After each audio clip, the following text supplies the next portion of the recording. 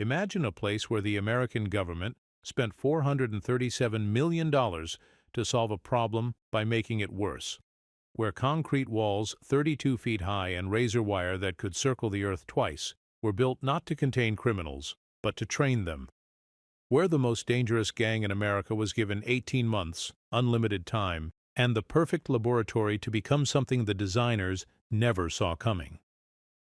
This is the story of Silverado Correctional Complex, built in the Nevada desert in 2019 as the ultimate maximum security experiment. The theory was elegant. Concentrate MS-13's leadership in one place, break their power through isolation and control. The execution was flawless. Every system worked exactly as designed. Every protocol was followed to the letter. Every metric showed unprecedented success. But by July 2020, the inmates had done something that had never happened before in American corrections. They had achieved operational control of a federal maximum security facility without firing a shot, without breaking a rule, without anyone in Washington even realizing that control had changed hands. They turned America's most secure prison into a graduate school for organized resistance, and when they were finally released, they took their education with them. Today, we open the classified files on the Silverado experiment. We follow the money, track the decisions, and uncover the documents that reveal how America accidentally created the most sophisticated criminal training program in world history. This is the forensic autopsy of a disaster that the government still calls a success. If you're ready to discover how concrete and good intentions built the perfect machine for everything they were designed to prevent, then you're in the right place. Because this story isn't just about one prison in Nevada, it's about what happens when the people in charge don't understand the people they're trying to control, and it's about to get much worse than anyone imagined. The turnoff isn't marked on any public map. State Route 47 cuts through Nevada scrubland for 63 miles without a single exit ramp, and then, without warning, the asphalt narrows. Your radio reception dies first. The classic rock station from Reno fades to static, then silence. The GPS signal follows, leaving only the yellow line ahead and the mountains closing in like cupped hands. This is where America decided to solve a problem with concrete and razor wire.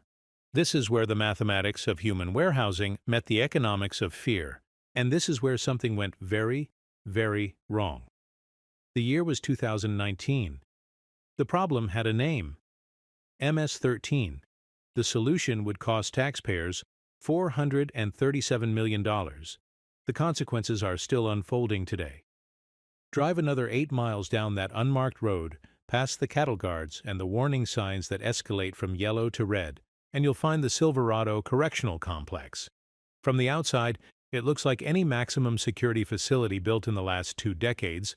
Gray concrete walls rising 32 feet above the desert floor, guard towers spaced at precise intervals, enough razor wire to circle the earth twice if you laid it end to end.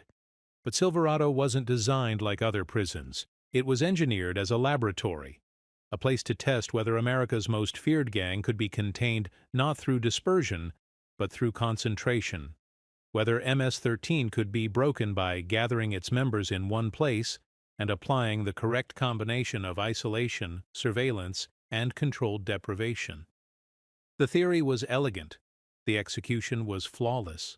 The results defied every assumption the designers held about power, control, and human nature.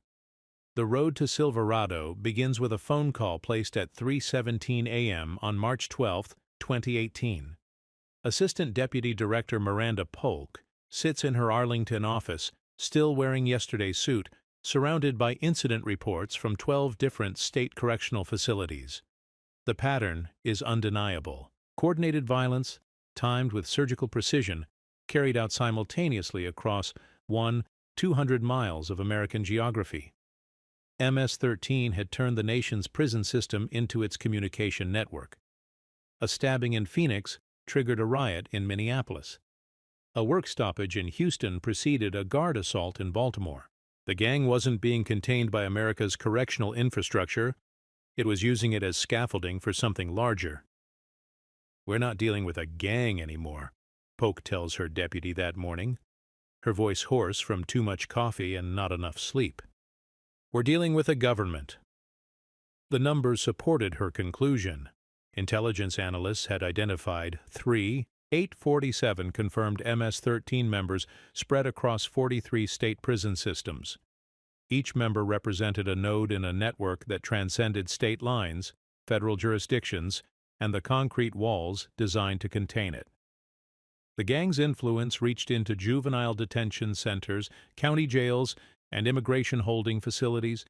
Its tentacles stretched from El Salvador to Alaska, bound together by a common language of violence and an organizational structure more sophisticated than most Fortune 500 companies.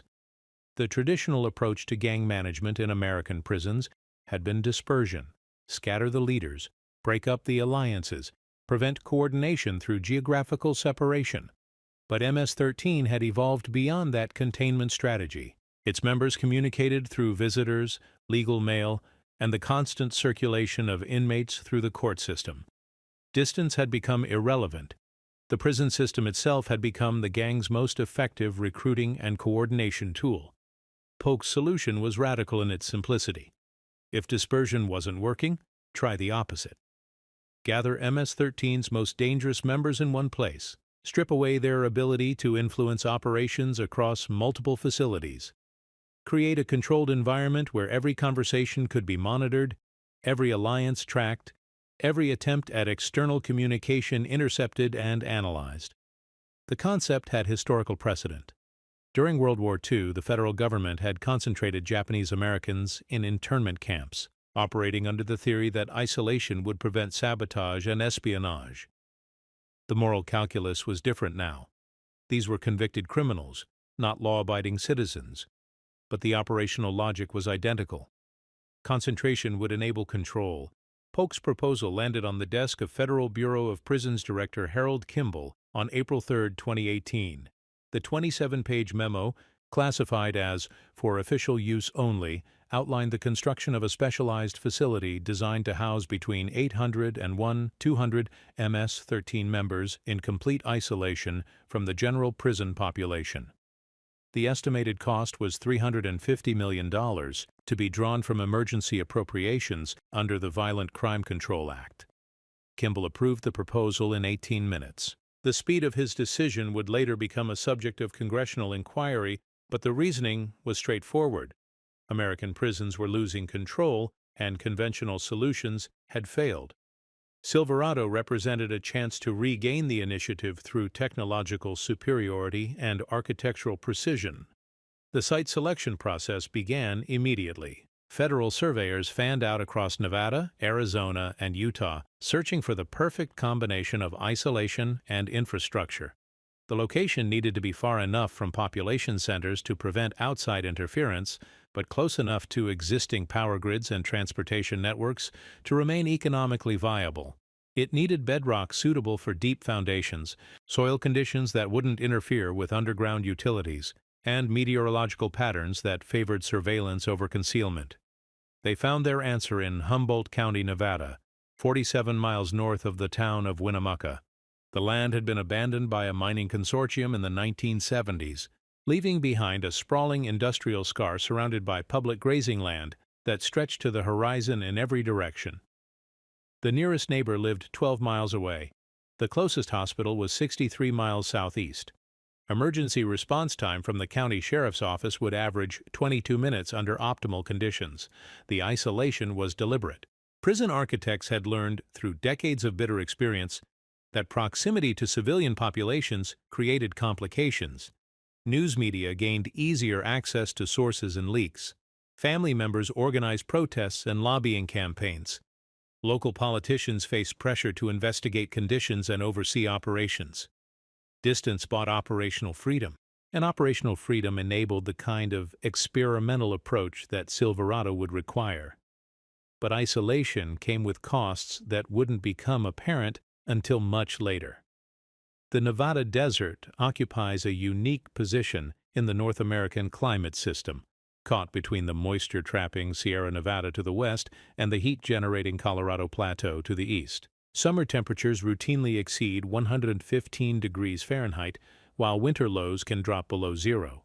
The temperature differential between day and night often spans 60 degrees, creating expansion and contraction stresses that would challenge even the most carefully engineered structures. More challenging still was the site's geological history. The land sat atop an ancient floodplain, compressed over millennia into a substrate that combined the worst characteristics of clay and sand. It would hold water when wet, creating foundation problems, and blow away when dry, creating ventilation challenges. The mining operations had left behind a network of abandoned shafts and tunnels. Some mapped, others not.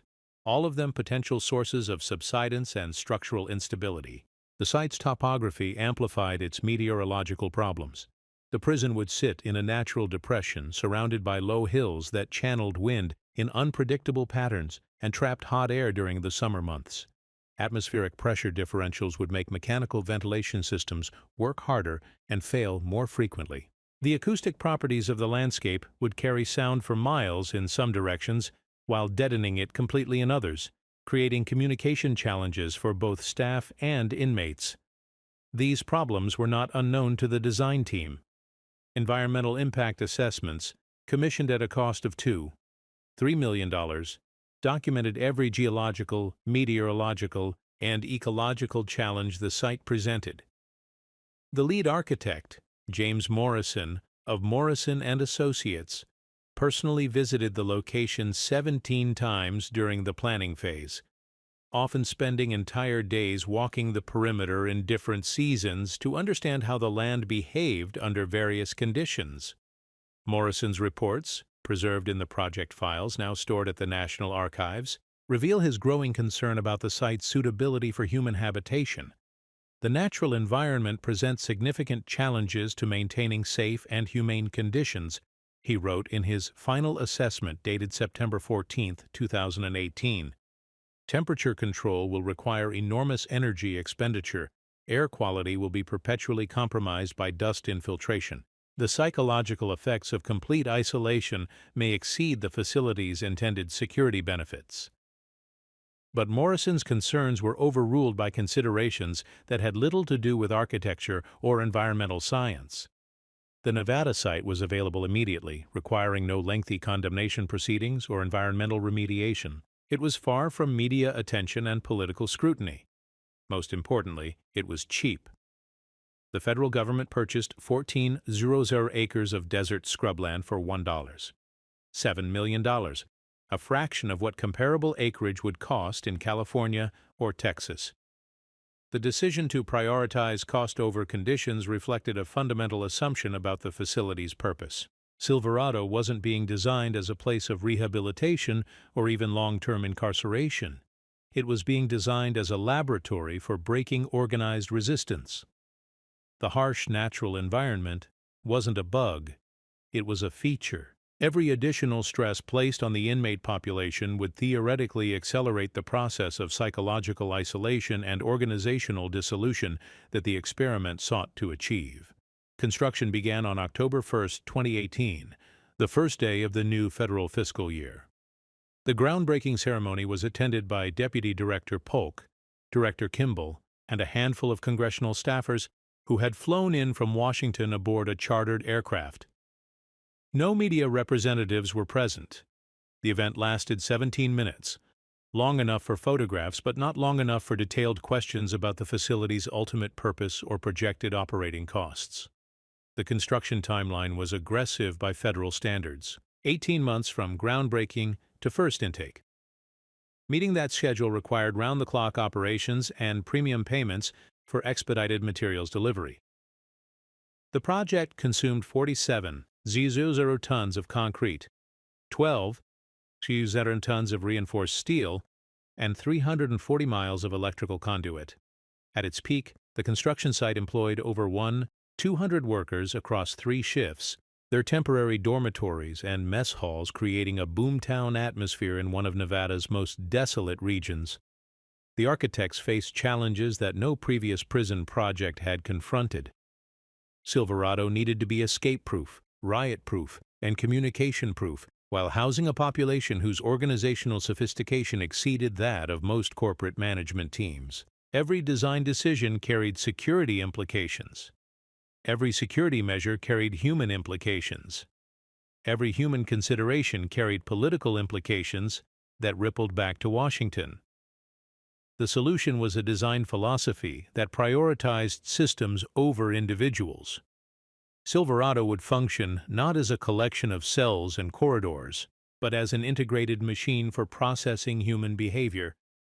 Every surface, every angle, every sightline was calculated to maximize observation while minimizing opportunity.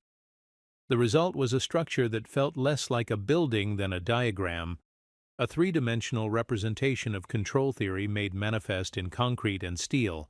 The cell blocks rose from the desert floor like geometric monuments, their surfaces unmarked by windows or decoration of any kind. Each block contained 128 individual cells arranged in 4 tiers of 32 units each. The cells themselves measured 7 feet by 12 feet by 9 feet high, larger than many urban apartments, but designed to feel smaller through careful manipulation of proportion and lighting. The walls were poured from reinforced concrete 18 inches thick, enough to stop rifle fire and muffle conversation between adjacent units. Each cell consumed exactly 756 cubic feet of interior space, but the psychological effect was much smaller. The architects had eliminated every non-essential feature: no windows, no mirrors, no shelving beyond a single steel bracket for personal items. The toilet and sink were cast as integral parts of the concrete structure, impossible to remove or weaponize. The door was solid steel with a viewing slot that could only be opened from the exterior. The effect was claustrophobic by design, a spatial argument for compliance delivered 24 hours a day. The corridor system that connected the cells reflected the facility's experimental purpose. Traditional prison designs prioritized efficiency of movement and supervision. Silverado prioritized isolation. Corridors curved at irregular intervals, preventing inmates from seeing more than 30 feet in any direction. Acoustic tiles absorbed conversation, making it difficult for occupants of adjacent cells to communicate without shouting. The lighting was uniform and constant, eliminating the visual cues that humans use to track time and maintain psychological equilibrium. At the center of each cell block sat a control station that looked more like an aircraft cockpit than a traditional prison guard post. Banks of monitors displayed feeds from 384 individual cameras, each equipped with night vision and motion detection capabilities. Audio pickups in every cell transmitted conversations to recording equipment that used voice recognition software to flag potentially significant conversations in Spanish, English, and Portuguese. The system could track the movement of every individual through magnetic proximity detectors embedded in standard-issue clothing, and identify unusual patterns of behavior through artificial intelligence algorithms originally developed for counterterrorism operations.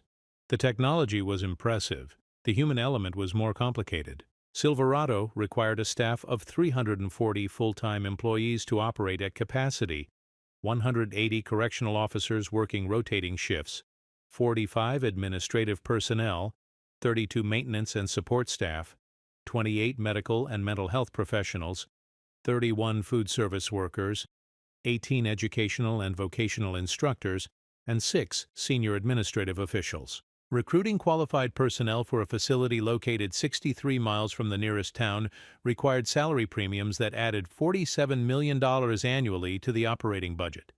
More challenging than recruitment was retention. The isolation that made Silverado secure also made it professionally and personally unsustainable for most staff members. Correctional officers worked 12-hour shifts in an environment deliberately designed to be psychologically oppressive. They lived in subsidized housing that resembled military barracks more than civilian communities. Their families had limited access to schools, medical care, and social services. The nearest movie theater was 90 minutes away by car. The staff turnover rate during Silverado's first year of operation reached 67%, forcing administrators to recruit continuously and train perpetually. Experienced officers left for positions at conventional facilities that offered lower pay but better working conditions.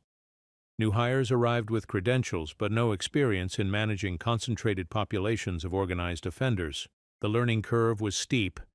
and the consequences of inexperience could be fatal. Staff training focused on the technological systems that made Silverado unique, but technology could not address the fundamental challenge of managing a population that was more organizationally sophisticated than its guards. MS-13 members arriving at Silverado brought decades of experience in institutional survival, alliance building, and resistance to authority. Many had spent years in maximum security facilities across multiple states, learning the rhythms and vulnerabilities of prison operations. They understood how to read guard schedules, identify surveillance blind spots, and exploit the bureaucratic procedures that governed their daily existence. The guards, by contrast, were learning their jobs while performing them. They memorized technical procedures but lacked the institutional knowledge that comes from years of experience in conventional facilities. They could operate the surveillance equipment but struggled to interpret the behavior it recorded. They understood the rules, but not the culture that the rules were designed to control. This knowledge gap would prove decisive in the months that followed. But in the autumn of 2019, as Silverado prepared to receive its first inmates, confidence remained high among federal administrators. The facility represented the most advanced correctional technology ever deployed in the United States. Its staff had received the best training that government resources could provide.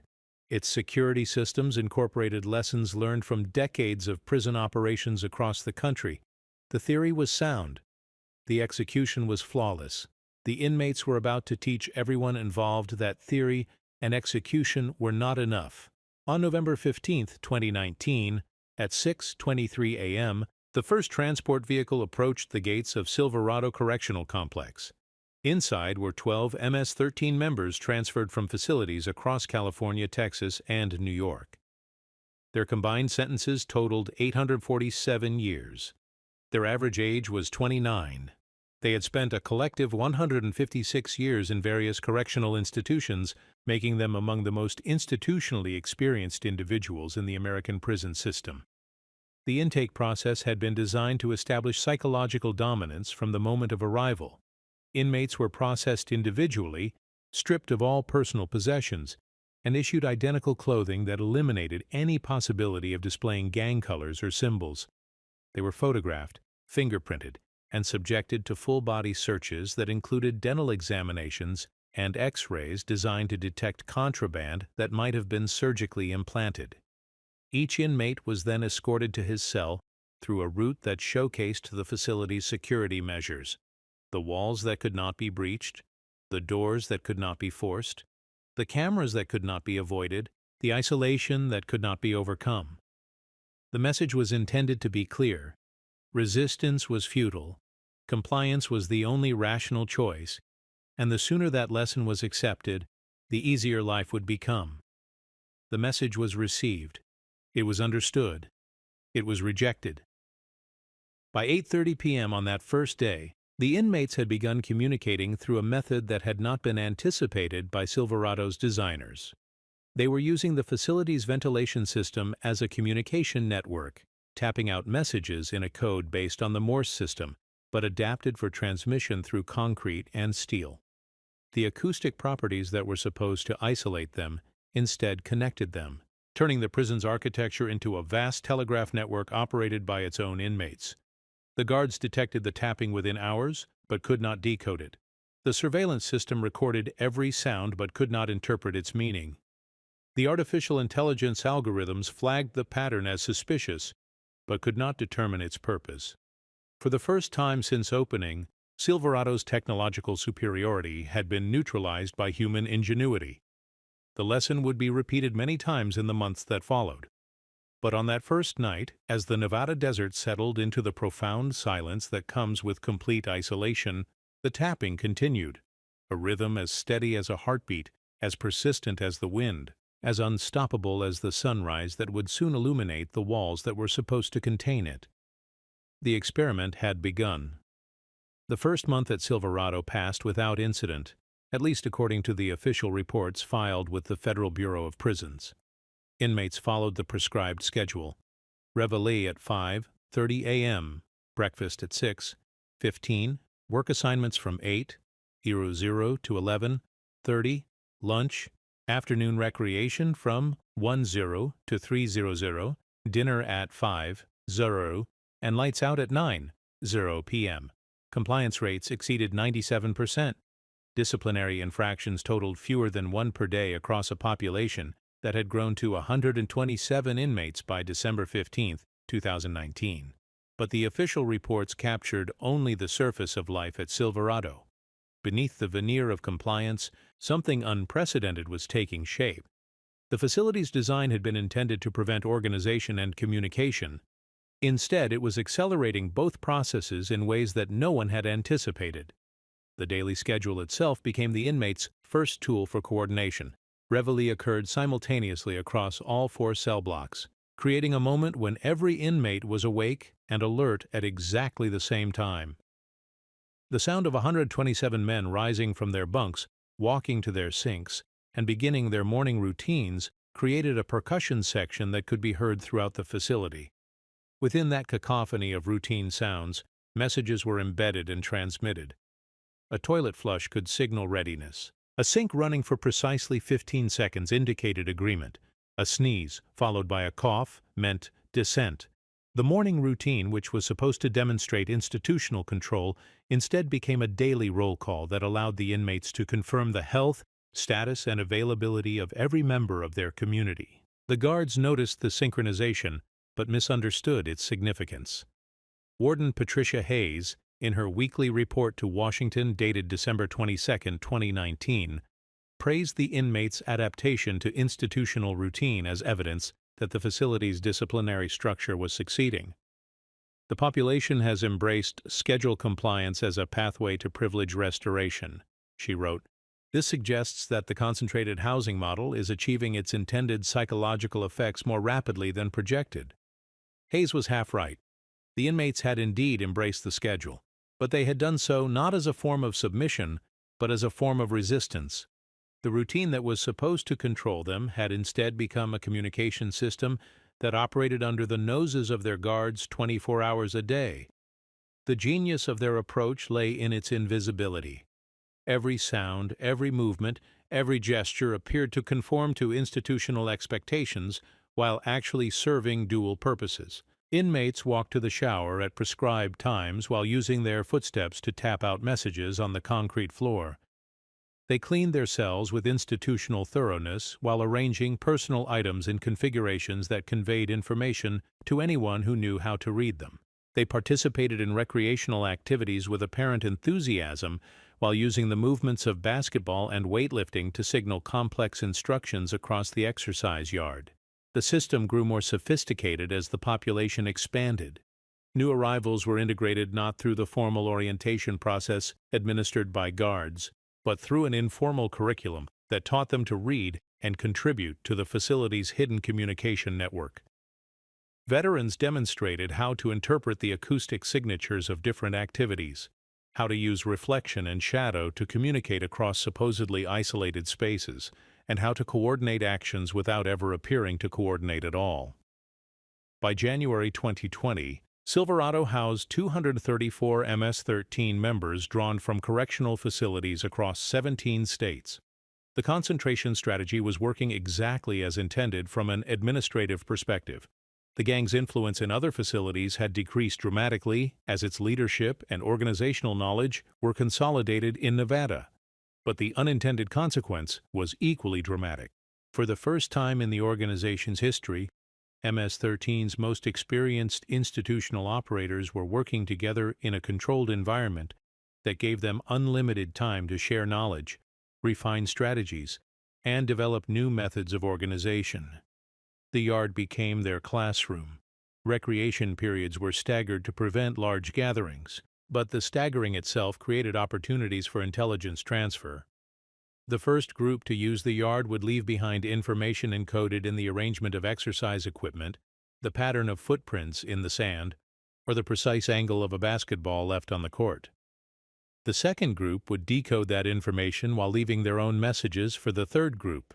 By the end of each day, every inmate had access to information about conditions throughout the facility, changes in staff schedules, new security procedures, and plans for future activities. The guards observed these interactions but could not interpret them. They saw inmates exercising, playing basketball, and walking the perimeter track. They recorded everything through multiple camera angles and reviewed the footage for signs of gang activity.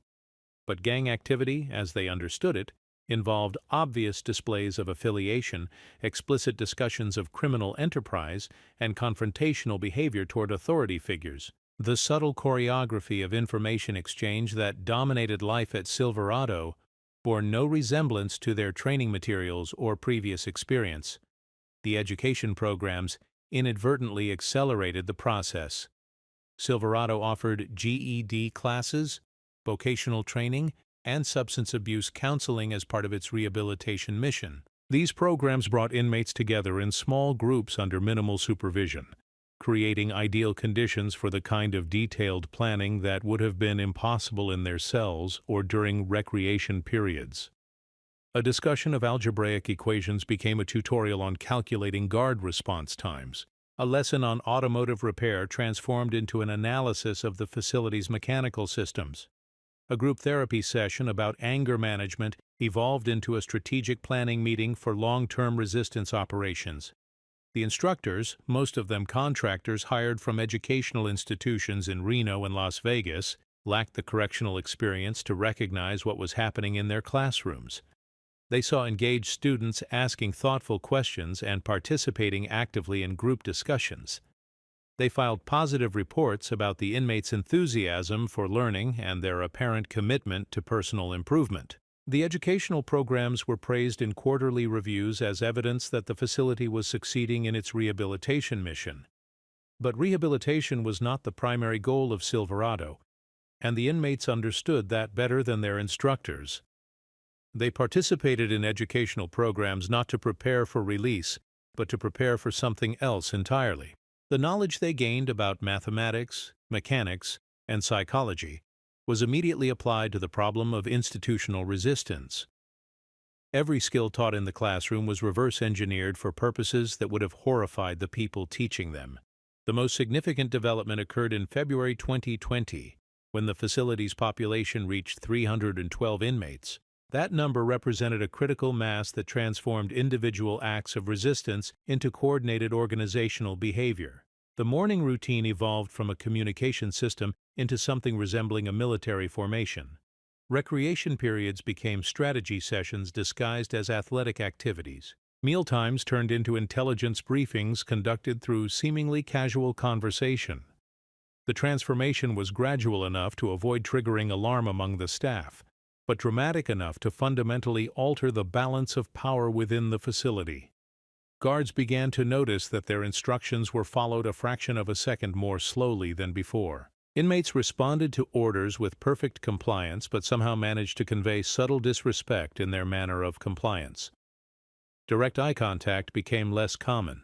Spontaneous cooperation decreased. The atmosphere grew more formal, more careful, more watchful. Warden Hayes documented these changes in her monthly reports, but interpreted them as evidence of successful intimidation rather than growing organization. The population demonstrates increasing respect for institutional authority, she wrote in her February report. Direct challenges to staff have virtually eliminated. Compliance with orders is immediate and complete. The deterrent effect of concentrated housing appears to be exceeding our most optimistic projections. What Hayes was actually observing was the emergence of a parallel command structure that operated alongside, rather than in opposition to, the facility's official hierarchy. The inmates had learned to give their guards exactly what those guards expected to see, while reserving their real energy and attention for an entirely different set of priorities. They followed the rules precisely because rule-following had become tactically advantageous. They avoided confrontation because confrontation would have disrupted their larger strategic objectives. The parallel command structure was invisible to casual observation but became apparent to anyone who knew how to look for it. Certain inmates exercised unofficial authority over others without ever issuing explicit orders. Disputes were resolved through processes that bore no resemblance to official grievance procedures. Resources were allocated according to principles that had nothing to do with institutional regulations. A shadow government was forming within the walls of America's most secure prison.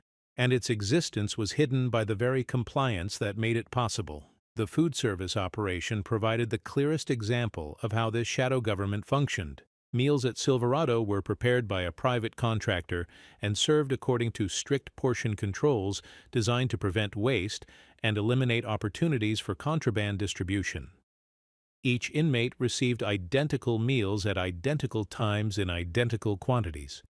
The system was mathematically precise and completely transparent to staff supervision, but within that rigid framework, the inmates created their own economy. Food preferences were cataloged and accommodated through unofficial trades that occurred during the few seconds when inmates passed each other in the serving line.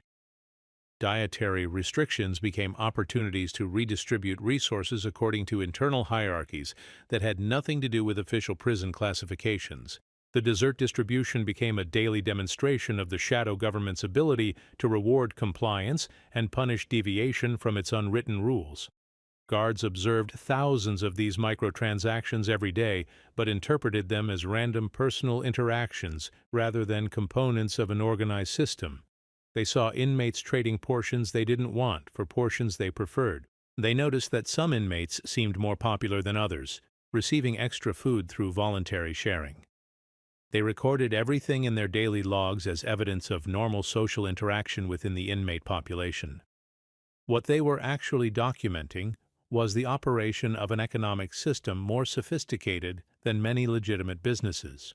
The food trades were based on exchange rates that fluctuated according to supply, demand, and seasonal availability.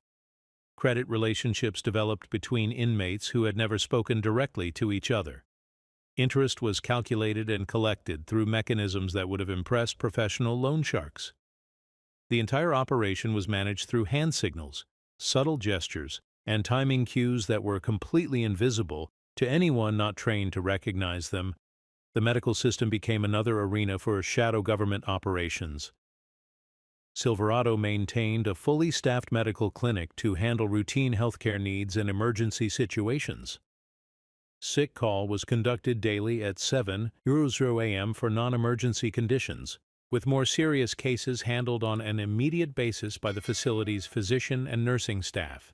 The medical record system tracked every interaction between inmates and healthcare providers, creating a detailed database of health conditions, medications, and treatment outcomes. But the inmates created their own medical intelligence network that operated parallel to the official system. Information about staff health conditions, medication schedules, and emergency procedures circulated through the shadow communication network with remarkable accuracy. Inmates knew which guards suffered from chronic conditions that might affect their reaction times. They tracked the facility physician's schedule more precisely than the administration did. They identified vulnerabilities in emergency response procedures that had never occurred to the people who designed those procedures. More significantly, they began using the medical system as a covert communication network. Sick call appointments became opportunities for face-to-face meetings between inmates who were otherwise isolated in different cell blocks. Medical emergencies were manufactured to create disruptions in staff schedules that could be exploited for other purposes. Prescription medications were hoarded and redistributed according to strategic rather than medical priorities. The facility's psychiatric services became particularly useful for these purposes. Silverado maintained a mental health program that provided individual counseling and group therapy for inmates experiencing psychological difficulties related to isolation and incarceration. The program was administered by licensed professionals who were bound by confidentiality requirements that limited their ability to share information with correctional staff. The inmates quickly learned to exploit these confidentiality protections. Mental health appointments became intelligence briefings disguised as therapy sessions. Group counseling sessions turned into strategic planning meetings that were legally protected from surveillance. The mental health staff, trained to encourage communication and emotional expression, inadvertently facilitated the very coordination they were supposed to help prevent. Dr. Elizabeth Morrison, the facility's chief psychologist, noted in her quarterly report, dated March 31, 2020, that the inmate population demonstrated unusually high levels of psychological resilience and social cohesion. The concentrated housing model appears to be having positive effects on mental health outcomes, she wrote. Inmates report strong peer support networks and express confidence in their ability to manage the stresses of incarceration. Depression and anxiety rates are significantly lower than comparable populations in conventional facilities.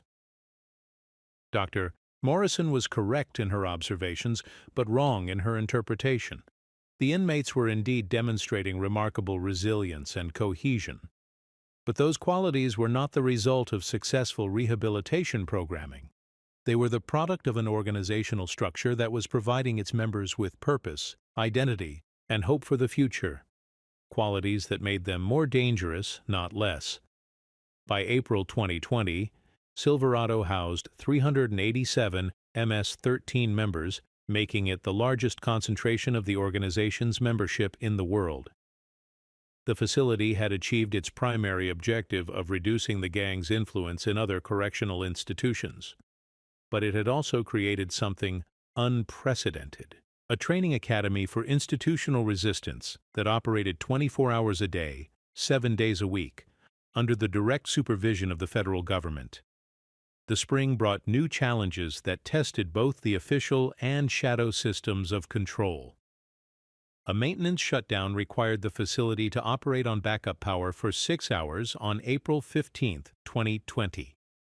During those 6 hours, with many electronic surveillance systems offline, the inmates conducted what could only be described as a parallel shift change.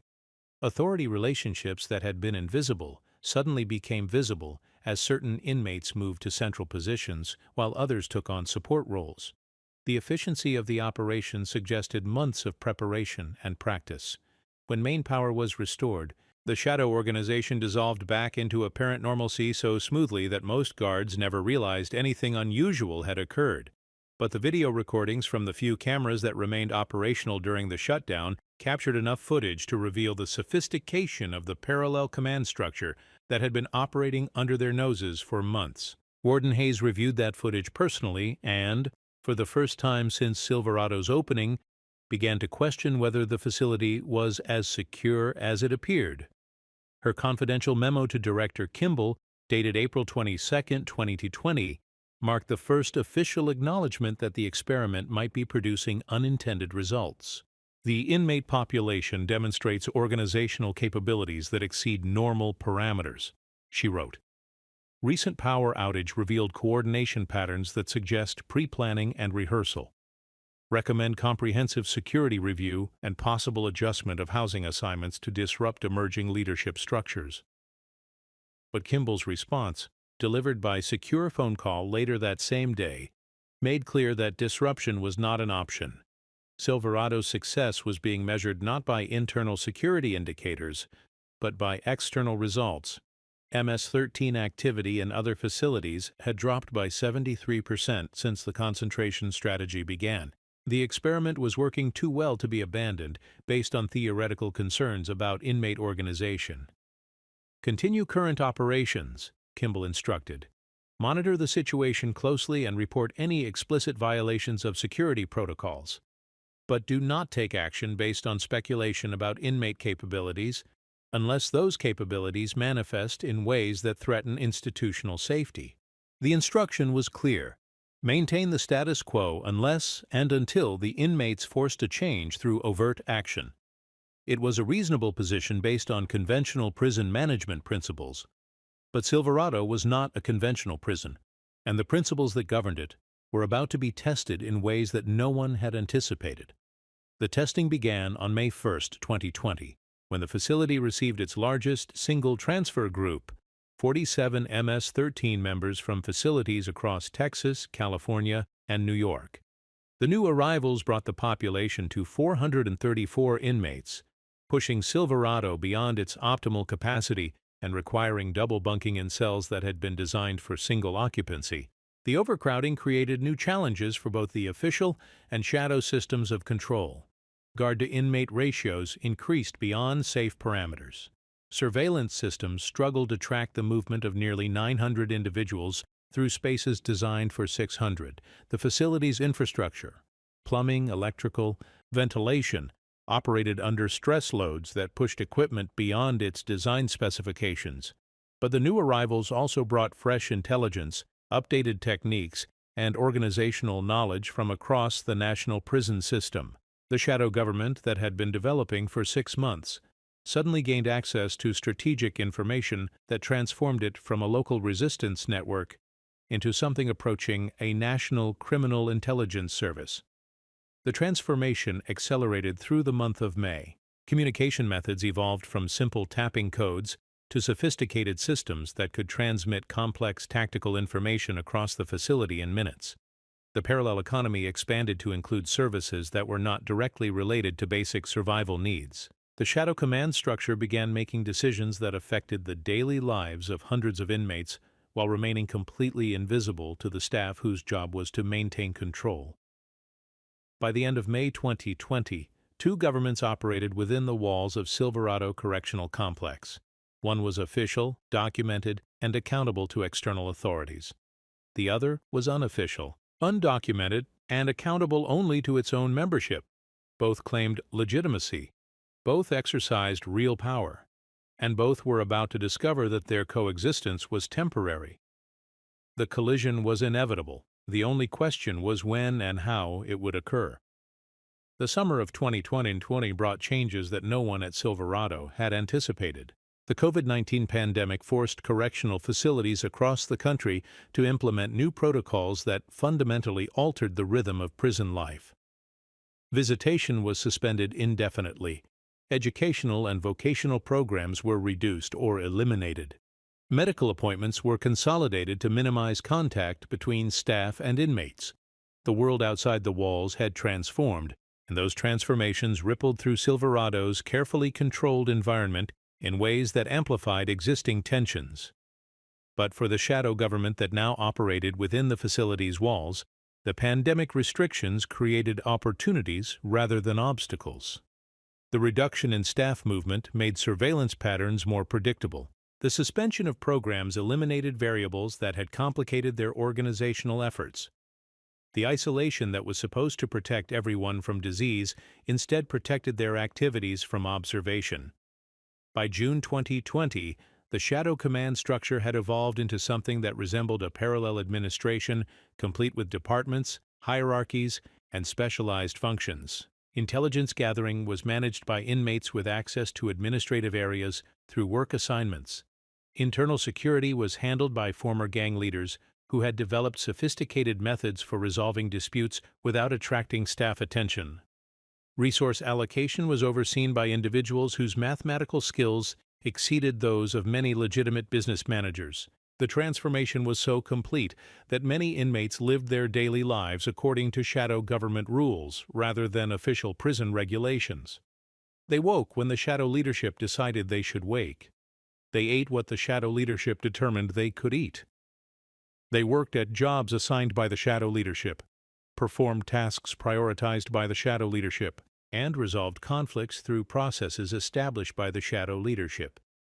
The official government of Silverado, the warden, guards, and administrators, continued to function, but increasingly as a kind of background presence that handled routine paperwork while real decisions were made through parallel channels. It was a situation unprecedented in American correctional history. A maximum security facility where the inmates had achieved operational control while maintaining perfect compliance with official rules and regulations.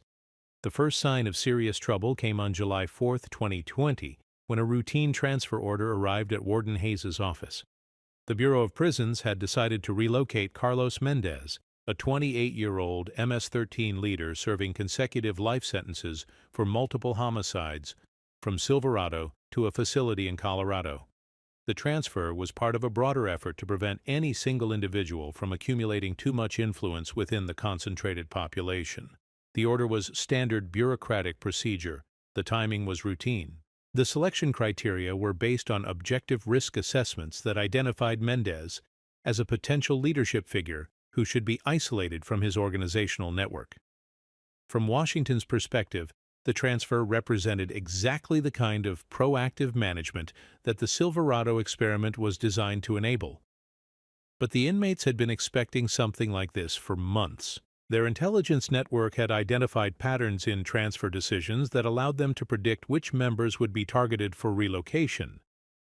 They had developed contingency plans for responding to transfers that would preserve organizational continuity while avoiding direct confrontation with authorities. Most importantly, they had concluded that the success of their shadow government depended on preventing any transfers that would disrupt their carefully constructed command structure. The news of Mendez's impending transfer reached the shadow leadership within hours of the official notification. By evening count on July 4th, every inmate in the facility knew that a decision point had been reached.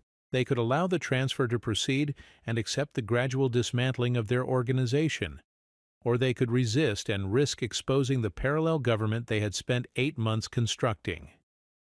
The decision was made through processes that no official observer could have detected. No meetings were called, no votes were taken, no explicit orders were issued. But by lights out on July 4th, 434 inmates had reached unanimous agreement on a course of action that would test both governments' claims to legitimacy. The resistance began at 2:17 a.m. on July 5th, when a power outage struck the facility's eastern wing. The outage was not random. It was the result of deliberate sabotage conducted by inmates with detailed knowledge of the electrical system gained through months of observation and analysis. The backup generators activated within 30 seconds, but those 30 seconds of darkness were enough to trigger the first phase of a plan that had been rehearsed in imagination for weeks. When emergency lighting illuminated the corridors, guards found that every cell door in the affected wing had somehow become locked from the inside.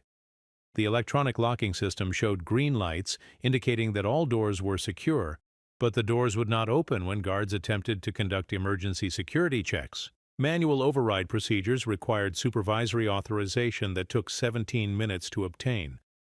By the time the doors were finally opened, the inmates inside had used the delay to complete preparations for Phase 2 of their operation. Phase 2 began with the discovery that the facility's internal communication system had been compromised. Radios produced static instead of clear communication. Intercom systems broadcast pre-recorded loops of routine conversations that masked real-time discussions. The telephone system routed calls through circuits that had been modified to record and redirect conversations according to priorities established by the shadow government. For the first time since Silverado's opening, the official administration had lost its primary tool for coordinating responses to crisis situations. Warden Hayes, awakened at 2:34 a.m. by her deputy's phone call, arrived at the facility to find her staff operating in a state of controlled confusion. Guards were following emergency protocols, but those protocols assumed communication capabilities that no longer existed. Supervisors were making decisions based on incomplete information filtered through systems that had been compromised by inmates who understood those systems better than the people who operated them. The most disturbing discovery came when Hayes attempted to conduct a facility-wide security check. The electronic monitoring systems that tracked inmate locations showed normal patterns of movement and rest. Video surveillance displayed typical nighttime activity in all monitored areas. Audio pickups recorded the usual sounds of a population settling into sleep routines. But when guards attempted physical verification of these electronic readings, they found discrepancies that suggested systematic deception. Inmates were not where the monitoring systems indicated they should be. Conversations recorded by audio surveillance bore no relationship to the lip movements captured by video cameras. Cell searches revealed electronic devices that had been constructed from components salvaged from legitimate institutional equipment, modified to interfere with surveillance systems in ways that required advanced technical knowledge and months of careful preparation. By 4:00 a.m., Hayes faced a situation that had no precedent in federal corrections.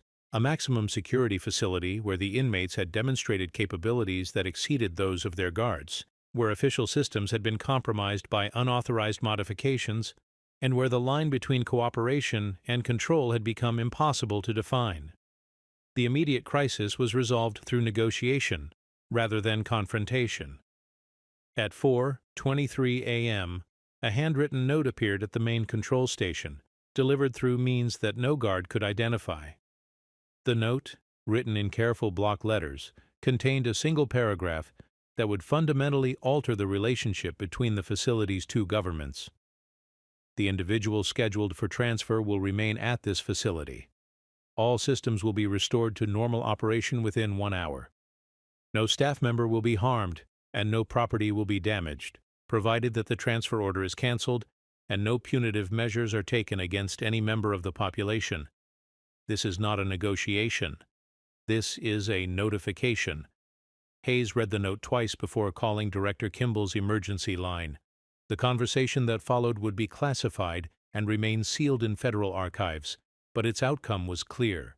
The transfer order was rescinded, the lockdown was lifted, and all systems returned to normal operation exactly 61 minutes after the note was delivered. Officially, the incident was recorded as a temporary malfunction of multiple systems resolved through emergency maintenance procedures. No disciplinary actions were taken against any inmates. No investigation was conducted into the cause of the malfunctions. No changes were made to security protocols or staff assignments. The Silverado experiment would continue as if nothing had happened. But everything had changed. The shadow government had demonstrated that it possessed the capability to disable the facility's most essential systems, the knowledge to coordinate complex operations across multiple departments, and the confidence to issue ultimatums to federal authorities. More significantly, it had proven that its goals were not random destruction or violent escape, but the preservation of organizational integrity within the constraints of legal incarceration. The implications were staggering. For the first time in American correctional history, inmates had successfully challenged federal authority not through riot or rebellion, but through superior organization and technical competence. They had won their first confrontation with the government of the United States not by breaking rules, but by demonstrating mastery of systems that their guards did not fully understand. The July 5th incident marked the end of Silverado's experimental phase and the beginning of something unprecedented. A federal correctional facility operated through negotiated coexistence between two legitimate authorities. The official government maintained responsibility for interactions with the outside world, legal compliance, and administrative record-keeping. The shadow government assumed responsibility for internal security, resource allocation, and population management. The arrangement worked with an efficiency that surprised everyone involved. Disciplinary infractions dropped to zero. Medical emergencies were handled more quickly and effectively than ever before. Educational programs, when they resumed, achieved participation rates that exceeded federal guidelines. The facility's operational metrics improved across every category that mattered to Washington bureaucrats. But the arrangement came with costs that would not become apparent until much later. By accepting the shadow government's legitimacy, federal authorities had inadvertently created a template for organized resistance that would spread far beyond Silverado's walls. The techniques developed in Nevada's desert would be exported to facilities across the country through the natural circulation of inmates, guards, and administrators. The precedent of negotiated coexistence would encourage similar experiments in places where the consequences might be less manageable. More immediately, the July 5th incident had demonstrated that America's most secure prison could be controlled by the very people it was designed to contain. The question was no longer whether inmates could organize effectively within maximum security environments. The question was whether the American correctional system could adapt to the reality of organized inmate resistance without abandoning its fundamental purpose. The answer would emerge over the following months as Silverado evolved from an experimental facility into something that had never existed before, a prison where the inmates had become partners in their own incarceration and where the line between containment and collaboration had disappeared entirely. Summer turned to autumn, and the arrangement held. Official reports continued to flow to Washington, describing Silverado as a model of successful gang intervention. Shadow reports, transmitted through networks that federal intelligence agencies never detected, described it as a training ground for the evolution of organized crime in America. Both descriptions were accurate. Neither told the complete story. The complete story was still being written by 434 inmates who had learned to govern themselves within the confines of federal law and by federal administrators who had learned to govern through accommodation rather than domination. It was a story that would reshape American corrections, challenge fundamental assumptions about authority and control, and demonstrate that the most dangerous thing about concentrated power is how quickly it can change hands. The experiment had succeeded beyond anyone's wildest projections. The question was whether success and failure were actually different things, or whether the American correctional system had just learned a lesson it was not prepared to understand. The autumn of 2020 brought visitors to Silverado for the first time since the facility's opening. They arrived in unmarked government vehicles, their identities concealed behind security classifications that prohibited even Warden Hayes from knowing their names or agencies. What she did know was that her experimental facility had attracted attention from levels of government that rarely concerned themselves with day-to-day correctional operations. The visitors spent 3 days conducting interviews, reviewing documentation, and observing daily operations through surveillance systems that the inmates had long since learned to circumvent. They spoke with guards who described a population that was unusually compliant and cooperative. They interviewed medical staff who reported health outcomes that exceeded national averages. They consulted with educational contractors who praised the inmates' engagement and academic progress. What the visitors could not see was the parallel infrastructure that had made those positive outcomes possible. They observed inmates following schedules, but not the shadow leadership that had designed those schedules. They recorded conversations about rehabilitation and personal improvement, but not the strategic discussions that occurred in frequencies beyond their detection equipment. They documented a success story without recognizing that the success belonged to the wrong government. Dr. Elizabeth Morrison, the facility's chief psychologist, came closest to articulating what was actually happening during her interview with the visiting team. The population demonstrates remarkable social cohesion, she explained. They've developed support networks that provide psychological benefits typically associated with therapeutic communities. But there's something unusual about the structure of those networks. The relationships are too organized, too purposeful. It's as if they're operating according to a plan that none of them will acknowledge exists. The visitors nodded and took notes, but their questions focused on metrics rather than mechanisms. They wanted to know about recidivism rates, incident reports, and cost per inmate calculations. They were less interested in understanding how those numbers had been achieved than in determining whether the achievement could be replicated at other facilities. Their final report, classified at levels that would keep it secret for decades, concluded that the Silverado experiment had exceeded all projected outcomes. Gang violence in the broader federal prison system had decreased by 81% since the concentration strategy began. MS-13's influence in other facilities had been reduced to negligible levels. The organization's recruitment capabilities had been severely compromised by the isolation of its leadership structure. The report recommended immediate expansion of the concentration model to address other organized criminal groups. Plans were developed for similar facilities targeting the Aryan Brotherhood, Mexican Mafia, and Bloods Crips alliances. Congressional appropriations were secured for construction projects that would create a network of specialized institutions designed to contain America's most dangerous organized offenders through strategic concentration rather than dispersion. But the report's authors had misunderstood the nature of Silverado's success. They had observed the symptoms of effective inmate organization and interpreted them as evidence of successful government control. They had documented the elimination of gang violence without recognizing that violence had been eliminated by inmates, not guards. They had praised the facility's efficiency without understanding that efficiency had been achieved through shadow government administration rather than official management. The misunderstanding would have consequences that extended far beyond Nevada's desert, but in November 2020, as federal planners prepared to replicate Silverado's apparent success across the American correctional system, a different kind of planning was taking place within the facility's walls.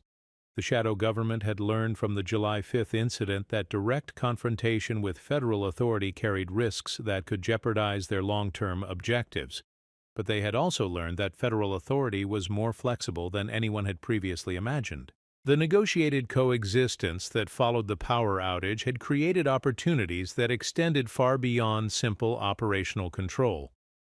Over the months that followed, those opportunities had been systematically exploited. Inmates with legal training had used their access to law libraries and court records to develop appeals strategies that were coordinated across multiple cases and jurisdictions. Financial specialists had analyzed the facility's operating budgets and identified inefficiencies that could be corrected through shadow government intervention. Intelligence analysts had mapped the federal prison system's communication networks and identified vulnerabilities that could be exploited for broader organizational purposes. Most significantly, the shadow government had begun recruiting from sources that had never been considered before.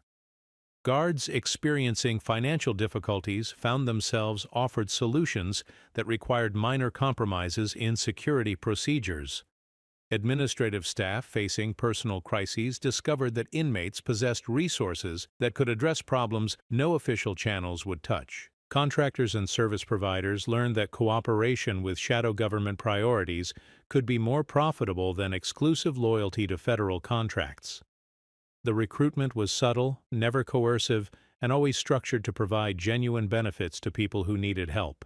A guard struggling with medical bills found that certain inmates had connections to healthcare providers who offered services at reduced costs. A secretary dealing with legal problems discovered that the facility's law library contained expertise that surpassed most private attorneys. A maintenance worker with family problems learned that inmates possessed networks that could address issues no official social services could handle. The relationships that developed were not the crude corruption schemes that characterized most prison scandals. They were sophisticated partnerships that provided real value to all participants while advancing the shadow government's strategic objectives. Federal employees were not bribed or blackmailed into cooperation. They were recruited into a system that served their interests more effectively than their official employers. By December 2020, the shadow government's influence extended beyond Silverado's walls through networks that federal intelligence agencies had no capacity to detect. Information flowed from government offices to shadow leadership through channels that appeared to be routine personal relationships. Resources were transferred from official budgets to shadow operations through accounting procedures that created no paper trails. Personnel decisions were influenced by recommendations that originated in maximum security cells but arrived through legitimate professional channels. The expansion was methodical, patient, and invisible to anyone who was not specifically looking for it. But it was also limited by the shadow government's commitment to avoiding actions that would trigger systematic investigation. The July 5th incident had established that direct challenges to federal authority would be met with negotiated accommodation rather than violent suppression. But it had also demonstrated that such challenges carried risks that could jeopardize the broader project of transforming American corrections from within. The balance was maintained through careful attention to federal priorities and expectations. Washington wanted to see reduced gang violence, improved institutional metrics, and cost-effective operations. The shadow government provided all of those outcomes while pursuing objectives that federal authorities never imagined. The arrangement benefited everyone involved, but the benefits were not equally distributed or equally understood. The inequality became apparent in January 2021 when the first graduates of Silverado's informal education programs began approaching their release dates. These were inmates who had served their sentences while participating in the shadow government's alternative curriculum, a program of study that had prepared them for roles that no legitimate educational institution would have contemplated. They had studied organizational theory using case studies drawn from successful criminal enterprises. They had analyzed financial systems through examinations of money laundering and tax evasion schemes. They had practiced leadership skills through exercises based on gang management and territorial control. They had mastered communication techniques designed for environments where surveillance was constant and trust was rare. The education was comprehensive, practical, and completely undetectable by federal monitoring systems. It appeared in official records as participation in standard GED programs, vocational training, and substance abuse counseling. but the actual curriculum was designed to produce graduates who could establish and operate shadow governments in whatever institutions they encountered after release. The first test of their education came when Roberto Vega, a 31-year-old MS-13 veteran who had spent 18 months at Silverado, was transferred to a conventional maximum security facility in Arizona as part of his pre-release preparation. Within 6 weeks of his arrival, that facility experienced a series of system malfunctions that bore striking resemblance to Silverado's July 5th incident. Within 3 months, Arizona officials were reporting the same kinds of improved metrics that had made Silverado famous within federal corrections. Similar patterns emerged at facilities across the country as Silverado graduates were transferred or released. The techniques developed in Nevada's desert were adapted to different architectural constraints, security protocols, and administrative structures, but the basic principles remained consistent. Superior organization could achieve control without confrontation, shadow governments could coexist with official authorities, and federal corrections could be transformed from within by people who understood its systems better than the people who designed them. The transformation was not violent, dramatic, or even particularly visible to casual observation. It appeared in official statistics as widespread improvements in institutional safety, efficiency, and cost-effectiveness. Congressional oversight committees praised federal prison administrators for achieving results that exceeded budget projections and operational goals. Media coverage, when it occurred at all, focused on success stories about rehabilitation programs and innovative management techniques. But beneath the surface of improved statistics and positive publicity, something unprecedented was happening in American corrections. A network of shadow governments was establishing itself across the federal prison system, connected by graduates of an educational program that existed only in the minds of inmates who had learned to govern themselves more effectively than they were governed by others. The network was patient, disciplined, and focused on long-term objectives that extended far beyond individual facilities or organizations. Its members understood that lasting change required systematic effort over extended periods. They were prepared to work within existing legal frameworks while gradually shifting the balance of power toward outcomes that served their interests rather than those of their official supervisors. The strategy was working. By the end of 2021, federal correctional facilities across 12 states were reporting operational improvements that could be traced directly to techniques developed at Silverado. Gang violence continued to decrease, but not because gangs were being suppressed, because they were being transformed into more sophisticated organizations that had learned to achieve their objectives without attracting unwanted attention. The transformation represented a fundamental shift in the relationship between American government and organized crime. For the first time in the nation's history, criminal organizations were not simply being contained or defeated by federal law enforcement. They were being absorbed into the governmental structure itself, becoming partners in their own supervision while maintaining independent objectives that federal authorities did not recognize or understand. The implications were staggering, but they were also invisible to anyone who was not specifically looking for them, and very few people were looking. Success has a way of concealing its own methods, and the success of American corrections in the early 2020s was too dramatic to invite skeptical examination. The Silverado experiment had achieved everything its designers had hoped for, and many things they had never imagined. The question was whether the things they had never imagined were actually what they had created all along, or whether the experiment had succeeded so completely that success and failure had become indistinguishable.